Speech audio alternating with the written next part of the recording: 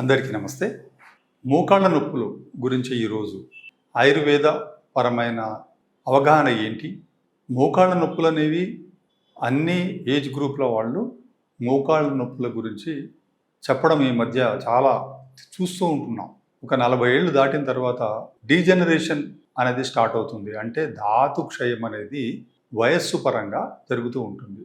ఈ ధాతు క్షయము అంటే ఎముకలు అస్థిపంజరములో మోకాళ్ళ దగ్గర ఉండే జాను సంధి అంటాం ఆయుర్వేదంలో. మోకాలు జాయింట్ కీలు, దీంట్లో గుజ్జు సహజంగానే పుట్టుకతో ఉంటుంది. అయితే 40 ఏళ్ళు దాటిన తర్వాత ఆ గుజ్జులో వాత ప్రభావం ఎక్కువ కావడం వలన క్రమక్రమంగా పిత్తవాత ప్రభావాల వలన ఆ గుజ్జు తగ్గడం మొదలవుతుంది. దానికి పైన శరీరం, మోకాళ్ళ పైన ఉండే శరీరం అంతా కూడా బరువు పడుతుంది ఆ మోకాళ్ళ మీద. కాబట్టి ఇంకా తొందరగా ఆ రాపిడి ఎక్కువ జరిగి ఆ గుజ్జు అరిగిపోయి వయస్సు పరంగా జరిగే మార్పులతో పాటు మనము చేసే ఆహారపరమైన పొరపాట్లు, ఆహారంలో జరుగుతున్న కల్తీలు, పెస్టిసైడ్స్, కెమికల్స్, సత్తువ లేని ఆహారము, పోషకాలు లేని ఆహారము, ఇలాంటివి ఎన్నో కారణాలు, ఆహారపరమైన కారణాలు. ఇంకా విహారపరమైన కారణాలు వచ్చినప్పుడు లైఫ్ స్టైల్లో మెట్లెక్కి దిగడాలు, ఎగుడు దిగుడు ప్రదేశాల్లో నడవడము, చాలా గంటల పాటు నిలబడి ఉండడం, ఇలా కారణాలు ఎన్నో ఉన్నప్పటికీ ఇంకా మోకాళ్ళు ఇప్పుడు ఏమైపోయింది అని అంటే మోకాళ్ళ నొప్పులు వచ్చాయి, వీటికి ఏమన్నా మందులు ఉన్నాయా అని అడుగుతూ ఉంటారు. అయితే నీ రీప్లేస్మెంట్ సర్జరీస్ అనేవి ఇప్పుడు ఇంకా కామన్ అయిపోయాయి. నొప్పులు ఇంకా అరిగిపోతున్నాయి, కీళ్ళు పట్టు తప్పిపోతున్నాయి, జరిగిపోతున్నాయి. అలాంటి సందర్భాల్లో వేరే మార్గం లేదు, ఇంకా మోకాళ్ళు జాయింట్ రిప్లేస్మెంట్ చేసుకోవడమే అనేది ఇప్పుడు కామన్ అయిపోయింది అన్నమాట. అయితే ఆయుర్వేదపరమైన అవగాహన, ఆయుర్వేదంలో దీని చికిత్స ఏముంది అని ఈరోజు ఈ వీడియోలో మనం తెలుసుకుందాం. ఆయుర్వేదంలో 3 దోషాలు చెప్పుకుంటాం: వాత, పిత్త, కఫ. దీంట్లో వాతం ఎండించేది, పిత్తము మండించేది, మంట పెట్టేది, కఫము గుజ్జును తయారు చేసేది, లుబ్రికేట్ చేసేది, జారుడు స్వభావాన్ని తీసుకొచ్చేది, అక్కడ జలము భూమి అనే తత్వాలను కల్పించేది. ఇది కఫం అన్నమాట. కఫము జల భూమి తత్వాలతో నిర్మాణమైన దోషం. ఈ కఫం తగ్గింది అంటే అక్కడ వాతం పెరుగుతుంది. వాతం పెరిగిందంటే గాలి, వాయువు పెరుగుతుంది. వాయువు పెరిగితే డ్రైనేజ్ వస్తుంది. ఎలా అయితే ఒక తలుపు చెక్క మనం అటు ఇటు మూసినప్పుడు, తెరిచినప్పుడు కిర్రమని సౌండ్ వస్తుంది. దేనివల్ల అంటే ఆ హింజ్ జాయింట్లో ఏదైతే ఇలా కదులుతూ ఉంటుందో, ఆ కదులుతున్న జాయింట్లో ఆ తలుపు బరువు వల్ల రాపిడికి గురై ఆ మెటాలిక్ ఏదైతే ఆ ఇనుపది ఉందో అది ఒకదానికొకటి రాపిడికి గురై చప్పుడు వస్తూ ఉంటుంది. ఇంకా మనం అలాగే దాన్ని వదిలేస్తే ఆ రాపిడితో అది కాస్త అరిగిపోతుంది. తర్వాత మెల్లిమెల్లిగా తలుపు వంగిపోవడం జరుగుతుంది. ఈ హింజ్ జాయింట్ లాంటి జాయింటే మన మోకాలు కూడా. ఈ మోకాలు కూడా ఇప్పుడు ఎట్లయితే మనము తలుపు చెక్కలో హింజ్ జాయింట్లో ఒక్క చుక్క కొబ్బరి నూనె వేసినప్పుడు స్మూత్గా చక్కగా గ్లైడ్ అవుతూ ఉంటుంది, చాలా కాలం పాటు సౌండ్ లేకుండా ఉంటుంది. మళ్ళీ ఎప్పుడో ఒకసారి కిర్రుమని సౌండ్ వస్తుంది. అంటే ఏంటి అని అక్కడ అర్థం అంటే తైలము అయితే ఆయిల్ మాలిక్యూల్స్ అక్కడ ఉన్నాయో ఆ తైల అణువులు కాస్త వాడబడ్డాయి అటు ఇటు కదిలించడం వల్ల. ఎట్లయితే బండి చక్రంలో మనము కందెన పోస్తామో ఎడ్ల బండి చక్రంలో, అదే రకంగా మెషినరీ లోపల మనం గ్రీజింగ్, ఆయిలింగ్ ఎట్లా చేస్తామో అదే సూత్రం ఇక్కడ కూడా వర్తిస్తుంది. అయితే ఈ కిర్రుమని సౌండ్ను ఆ తైలం ఎట్లా తగ్గించిందో, ఆ కణాలు ఎట్లా వాడబడిపోయి మళ్ళీ తిరిగి దాంట్లో డ్రైనేజ్ వచ్చేసి చప్పుడు వచ్చి మళ్ళీ తైలం పోయాల్సిన పరిస్థితి వచ్చిందో, అలాంటిదే మోకాల్లో కూడా జరుగుతుందని తెలుసుకోవాలి. మోకాలు కూడా హింజ్ జాయింట్ వంటిదే. అయితే మనం ఇందాక చెప్పుకున్నటువంటి కారణాల వల్ల ఈ మోకాల్లో కూడా గుజ్జు అయిపోయి ఒకదానికొకటి రాపిడికి గురై అక్కడున్న దిండ్ల వంటి మెత్తటి పదార్థాలైన కార్టిలేజ్ అనేది కాస్త దెబ్బతినిపోయి శిథిలమైపోయి ముక్కలు ముక్కలు అయిపోయి అరిగిపోతుంది. తర్వాత ఎముకలు ఒకదానికొకటి రాపిడికి గురై ఇంకా వాటికి లూబ్రికేట్ లేక అరిగిపోయి పక్కకు జరిగిపోతాయి. అప్పుడు నీ రీప్లేస్మెంట్ సర్జరీ అవసరం. అయితే మరి అనాదిగా ఆయుర్వేదం శాస్త్రంలో మరి మోకాలి నొప్పికి ఏమీ సమాధానం లేదా అంటే మంచి చికిత్సలు ఉన్నాయి, ఔషధాలు ఉన్నాయి, పంచకర్మల పరంగా వాటికి చక్కటి ప్రక్రియలు ఉన్నాయి. ఇవన్నీ కూడా మనం తెలుసుకుందాం. అయితే 2 రకాల పద్ధతులు ప్రముఖంగా ఇప్పుడు పాటిస్తున్నాము. 3వ రకం పద్ధతి అందరి ఇళ్లలో పాటించేదే, అదే అభ్యంగం. అంటే మోకాలికి తలకి ఎట్లయితే మనం నూనె పెట్టుకుంటామో అట్లా ఈ మోకాలికి కూడా నూనె రుద్దుకుంటూ ఉంటారు ఇళ్లలో. అది అభ్యంగం. అయితే పంచకర్మ సెంటర్లోకి వచ్చినప్పుడు అక్కడ ఏం చేస్తారంటే వెల్లకిలా పడుకోబెట్టి ఆ మోకాలి పైన పిండితో గట్టు కట్టి ఆ గట్టులో తైలం పోస్తారు. పోసినప్పుడు ఏమవుతుందంటే ఆ తైలము కాస్త లోపలికి ఇంకుతుంది. ఇంకి లోపలికి ఆ గుజ్జు ఎక్కడైతే లేదో ఆ ప్రాంతంలో పోయి మనం ఎట్లయితే తలుపు చెక్కలో ఆయిల్ పోసినప్పుడు లూబ్రికెంట్గా పనిచేసిందో ఇక్కడ కూడా అలాగే పనిచేస్తుంది.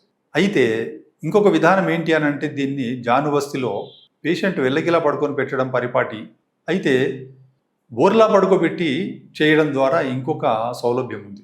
అదేంటి అని అంటే వెళ్ళకిలా పడుకోబెట్టినప్పుడు మోకాడిచి పడ్డం వస్తుంది. అదే మనం బోర్లా పడుకోబెట్టి మోకాలు నొప్పితో ఉన్న వాళ్ళని వెనుక నుంచి కానీ మనము ఆ గట్టు కడితే అది ఒక ఇలా కప్పులాగా మనకు దొరుకుతుంది. అదే మోకాలు ఇలా పెడితే పైనుంచి మనకు మోకాడిచి పడ్డం పడుతుంది. ఇలా పెట్టినప్పుడు కప్పులాగా ఉండి మనం డైరెక్ట్గా తైలాన్ని లోపలికి జాయింట్లోకి పంపగలం అన్నమాట. ఈ పైన గట్టు కట్టేసేసి బోర్లా పోసి పడుకోబెట్టేసి ఆ బోర్లా పెట్టి దాంట్లో ఆయిల్ పోసి పెట్టడం, వీటిని జానువస్తి అని అంటాం. ఇది ఒక రకమైన పద్ధతి అన్నమాట. జానువస్తిలో 2 విధానాలు చెప్పుకున్నాం. ఇది ఒక 30 నిమిషాలు 20 నిమిషాల నుంచి 30 నిమిషాల పాటు ఆ వేడి తైలాలను అంటే తైలాలు కూడా మళ్ళీ ఆ జాయింట్ నొప్పి ఆమవాత సంబంధమైన నొప్పి, సంధిగత వాత సంబంధమైన నొప్పి, ఆస్టియోఆర్థరైటిసా, రుమాటిక్ ఆర్థరైటిసా తెలుసుకొని దానికి సంబంధించిన తైలాలు వైద్యుడు కల్పన చేసుకొని వాడవలసి ఉంటుంది. ఇది వెంటనే తర్పణం చేస్తుంది. తర్పణం అంటే చక్కగా దాని లోపల ఎక్కడెక్కడ డ్రైనేజ్ ఉందో దాన్ని తడపడమే తర్పణం. ఆ తడపడంతో పాటు దానికి పోషకాలు అందించడం కూడా తర్పణం అన్నమాట. తద్వారా ఏమవుతుందనంటే ముందు జాయింట్లో తైలము గుజ్జొచ్చేస్తుంది, లూబ్రికెంట్ వస్తుంది, గ్రీజింగ్ లాగా ఆయిల్ లాగా వచ్చేస్తుంది. అంటే కీలు కదలడానికి వీలు కలుగుతుంది. ఎముకలు చాలా బలపడతాయి. నువ్వుల నూనెలో ఉన్న గుణం వల్ల ఎముకలను బలం చేసే గుణం ఉంది కాబట్టి ఎముకలు బలపడతాయి. చుట్టుపక్కల దాన్ని ఆ జాయింట్ను కవర్ చేసుకోని జాకెట్ లాంటి కవరింగ్స్ ఏవైతే ఉంటాయో ఫైబ్రస్ షీట్స్ కానీ మజిల్స్ కానీ ఇవన్నీ కూడా స్ట్రాంగ్ అయిపోతాయి, దృఢత్వం సంతరించుకుంటాయి. ఇన్ని లాభాలు జరుగుతాయి. ఇది ఒక 2వ పద్ధతి. ఇంకా 3వ పద్ధతికి వచ్చినప్పుడు జానుధార. ఇది ప్రముఖంగా మనం ఈరోజు చెప్పుకోవాలి. ఈ జానుధార అనేది పైనుంచి బెల్లకిలా పడుకోబెట్టేసి మోకాలు పైనుంచి ధారగా పోసు ఒక చేత్తో ఆ తైలాన్ని జాయింట్ లోపలికి తొయ్యడం అన్నమాట. ఇది వెల్లకిలా ఒక 20 నిమిషాల పాటు అలా 2 మోకాళ్ళకి చేసి మళ్ళీ బొర్లా పడుకోబెట్టి మళ్ళీ ఒక 20 నిమిషాల పాటు చేయాలి. ఈ రకంగా తైలము జాయింట్ బాగా తాగుతుంది. 12 రోజుల పాటు 8 రోజుల పాటు దీన్ని రోగి యొక్క అవసరాన్ని బట్టి అన్ని రోజుల పాటు చేయాల్సి ఉంటుంది. దీని ద్వారా సత్వర లాభం జరుగుతుంది. రకరకాల తైలాలు వాడుతూ ఉంటాం దీంట్లో. అంటే కొందరికి మోకాళ్ళు చాలా కాలం నుండి ఉండి కండరాలు చిక్కిపోయి, తొడపిక్క కండరాలు చిక్కిపోయి, కాలు వాడకపోవడం వల్ల చిక్కిపోవడము, వీటన్నిటి వల్ల ఏర్పడిన ఈ వీక్నెస్ వల్ల కండరాల పటుత్వము, టానిసిటీ, స్ట్రెంగ్త్ లేకపోవడం వల్ల వీటిని బలపరిచే తైలాలు వేరేగా ఉంటాయి. వాటిని వైద్యుడి సలహానుసారం వాడవలసి ఉంటుంది. అంటే ఇక్కడ కేవలం మోకాలు జాయింట్లు ఒక మోకాలు నొప్పి ఉందంటే ఒక మోకాలుకి చేయడం ఉండదు, 2 మోకాళ్ళు చేయాలి. తద్వారా ఏమవుతుంది అంటే 2 మోకాళ్ళ పైన సమానం నిలబడ్డప్పుడు బరువు సమానంగా మోపినట్టు అవుతుంది, నడిచినట్టు అవుతుంది, బ్యాలెన్స్ చేసినట్టు అవుతుంది. తొడ కండరాలు, పిక్క కండరాలు కూడా దాన్ని మనం డెవలప్ చేయాల్సి ఉంటుంది. ఎందుకనంటే కొట్టి మోకాలకు చేస్తే అయిపోదు. మనం బలంగా ఉంటే మన పక్కకున్న మన నైబర్స్ ఎవరైతే ఉంటారో పొరుగు వాళ్ళు మనం బలహీనంగా ఉంటే, మన పొరుగు వాళ్ళు బలంగా ఉంటే వాళ్ళు మనల్ని కాపాడుతారు ఏదైనా అవసరం ఏర్పడ్డప్పుడు. లేదా వాళ్ళు కూడా బలహీనంగా ఉంటే మనలాగా వాళ్ళు ఏదైనా విపత్తు వచ్చినప్పుడు వాళ్ళు కాపాడలేరు. ఆ రకంగా ఈ మోకాలు జాయింట్కి పిక్క కండరాలు, తొడ కండరాలు నైబర్స్ అన్నమాట. పాదం కూడా ఈ 2 పాదాలు, 2 పిక్కలు, 2 తొడలు, వీటి కండరాలను చక్కగా ఈ జానువస్తి అయిన తర్వాత అభ్యంగం ద్వారా వీటిని డెవలప్ చేయాలి. ఇది ఈ జానుధారలోని భాగం.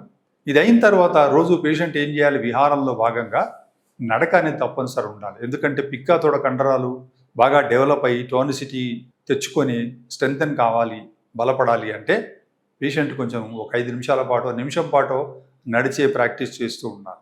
ఎగుడు దిగుడు ప్రదేశాలు, పొలం గట్ల మీద నడవకుండా సమానంగా ఉన్న నేల మీద ఒక నిమిషము, 2 నిమిషాలు, 5 నిమిషాల పాటు నడిచి రెస్ట్ తీసుకొని మళ్ళీ నడుస్తూ ఉండాలి. ఈ రకంగా అభ్యాసం చేయాలి. ఇలా వైద్యుడి వద్ద ఒక 7 డేస్, 8 డేస్ లేదా 12 డేస్, 12 రోజులు చేసుకున్న తర్వాత ఇంటి దగ్గర మళ్ళీ ఏం చేయాలంటే హోంవర్క్ చేసుకోవాలి. అదేంటి అంటే ఈ తైలాన్ని మోకాలు చుట్టూ గుడ్డలాగా చుట్టి పైనుంచి వేయడం అన్నమాట. దాన్ని పిచు అంటాం. ఈ మోకాలి పిచుకు మన మోకాలు చుట్టూ గుడ్డలు చుట్టి పైనుంచి పోయడం అన్నమాట. ఇలా పోయడాన్ని పిచుధారణ, ధారతో పాటు అన్నమాట. ఇలాంటి వాటిని రోజు ఒక పూట చేసుకుంటూ ఉంటే ఇంకా జీవితకాలం పాటు మోకాళ్ళ నొప్పులు అనేవి ఉండవు. మోకాలు యొక్క ఇంటెగ్రిటీ, దాని యొక్క పటుత్వము, చాలా కాలం పాటు మన్నిక, దృఢంగా ఉండడము, కటకట శబ్దాలు రాకుండా ఉండడము, నడుస్తున్నప్పుడు నమ్మకంగా విశ్వాసంతో అడుగు వేయడము, లేవడాలు కూర్చోవడాలు సులువుగా అవడము, నేలపైన సులువుగా కూర్చొని సులువుగా లేచే వీలు ఈ ప్రక్రియ చేసిన తర్వాత కలుగుతుంది. అందుకే చాలా మోకాళ్ళ నొప్పుల పేషెంట్లు సంవత్సరాల పాటు బాధపడుతూ కింద కూర్చొని మేము లేవడం ఎన్నో ఏళ్ళు గడిచిపోయిందండి అంటారు. ఈ ప్రక్రియలో 5-6 రోజుకల్లా రోగి కింద కూర్చొని లేవడం జరుగుతుంది. నొప్పి అనేది ఎంతటి నొప్పి అయినప్పటికీ కూడా 5-6 రోజుల కల్లా చాలా వరకు తగ్గిపోతుంది. కర్ర పట్టుకొని నడిచేవాడు, వాకర్ పెట్టుకొని నడిచేవాళ్ళు కాస్త పక్కన పెట్టేసి నడుస్తూ ఉంటారు. దీన్ని చేసే ఆ కర్మచారి ఎవరైతే ఉంటారో ఆ థెరపిస్టు చక్కగా అనుభవం కలిగి అతను చక్కగా చేత్తో చేయగలిగే శక్తియుక్తులు కలిగి ఉన్న వాడైతే ఒక 5-6 రోజుకల్లా చాలా బాగా నొప్పి తగ్గించగలరు అనమాట. అలా ఈ ప్రక్రియ ఆయుర్వేదంలో చాలా ఈ మధ్యకాలం ప్రాచుర్యంలోకి వచ్చింది. ఎందరో దీన్ని వాడి చూసి దీనివల్ల లబ్ధి పొందుతున్న వాళ్ళు ఉన్నారు. అయితే దీనికి ఇంకా చాలా అంశాలు దీంట్లో ఉంటాయి. అది వాత రోగం, పిత్త రోగము, కఫ రోగము, వీటి ఈ దోషాల యొక్క ప్రమేయం కూడా ఈ రోగంలో తెలుసుకోవాలి. రోగి ప్రకృతి కూడా చూడాలి, వాతావరణము చూడాలి. ఇన్ని దీంట్లో అంశాలన్నీ పరిగణనలో తీసుకొని జానువస్తి లాంటి ప్రక్రియలు పంచకర్మల్లో ఒక మంచి యోగ్యుడైన వైద్యుడి వద్ద చేయించుకొని తర్వాత ఇంటి వద్ద చేసుకునే హోంవర్క్ కూడా చేసుకుంటూ దానికి మంచి ఔషధాలు ఉంటాయి. ఎముకలు బలపరిచేవి, కాల్షియం తెచ్చిపెట్టేవి, లూబ్రికెంట్ను పెంచేవి, ఎముకలు మా చుట్టుపక్కల ఉన్న కండరాలను డెవలప్ చేసే ఔషధాలు చాలా ఉంటాయి. అవన్నీ వైద్య సలహానుసారం వాడుకుంటూ ఈ మోకాళ్ళు నొప్పి నుంచి సత్వర ఉపశమనంతో పాటు శాశ్వత నివారణ పొందవలసిందిగా కోరుతున్నాను.